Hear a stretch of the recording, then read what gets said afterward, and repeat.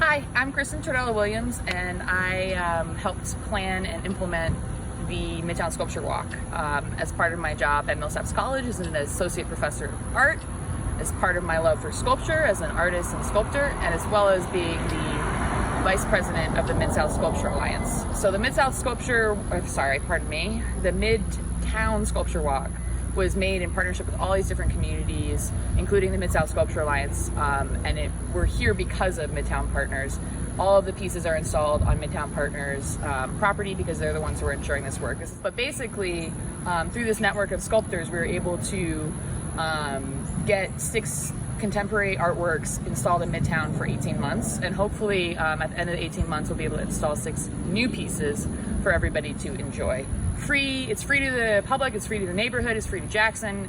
We wanted to beautify our neighborhoods and invite people to enjoy contemporary art without having to travel outside of their neighborhood to go do that. So this piece is called Chakra Garden. It's by Lambert. Lambert is a sculptor who's originally from the UK but now lives in Alfred, New York, and she teaches at Alfred University. She teaches sculpture. This piece is made out of a series of castings of 2 different kinds of metal. So this is cast aluminum, and this is cast iron. And actually this part weighs probably twice as much as the aluminum.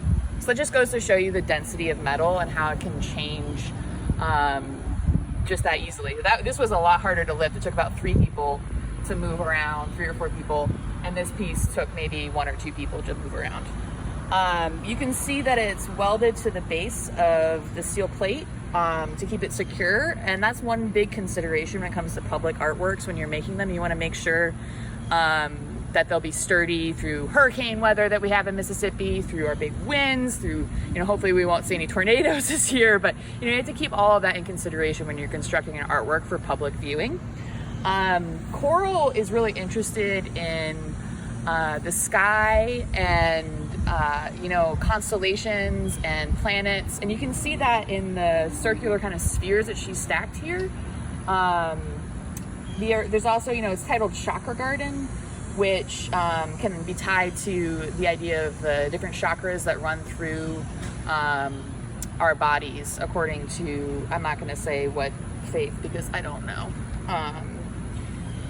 So aluminum, this is the bare aluminum. This is what aluminum looks like, and on the inside you can see parts of it when you come around that have been felted. And so felting is like you apply a glue and then there's a little bit of like feathers that are laid over it. And this one, the cast iron piece, has been painted red. And there's all these spirals and other kind of planetary images throughout it. And when you get close to it, you see this kind of texture.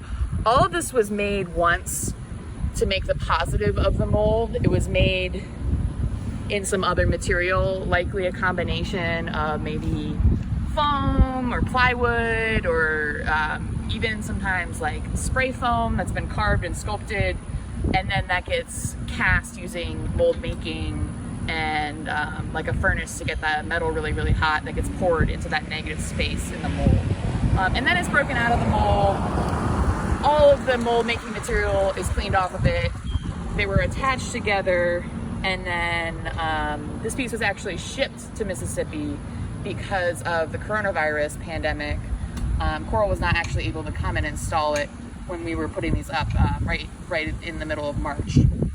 I think that's about it. I think that's all I have to say about the construction.